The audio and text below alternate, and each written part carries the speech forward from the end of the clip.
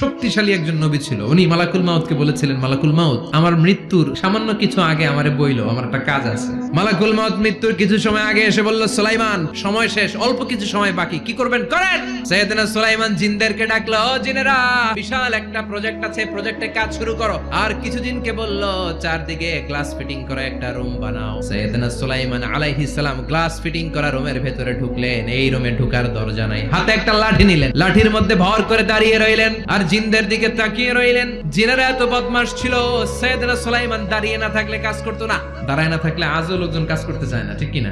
সুলাইমান আলাইহিস সালাম লাঠির মধ্যে ভর দিয়ে দাঁড়িয়ে রইলেন আর বললেন, কাজ করো। জিনেরাও কাজ শুরু করলো। ওদিকে মালাকুল মাউত এসে বলো, সুলাইমান, সময় তো শেষ। সুলাইমান বলে, সমস্যা নাই, রূহ কবজ করো। মালাকুল মাউত ওইভাবে লাঠিতে ভর দেওয়া অবস্থায়, দাঁড়ানো অবস্থায় সাইয়েদনা সুলাইমান আলাইহিস সালামের রূহ কবজ করে নিলেন। উনি এমন ভাবে দাঁড়িয়েছেন, রূহ চলে গেল, লাশ হয়ে দাঁড়িয়ে রইলেন। লাঠির মধ্যে দাঁড়িয়ে আছেন, জমিনের মধ্যে লুটিয়ে পড়ে নাই। সুবহানাল্লাহ।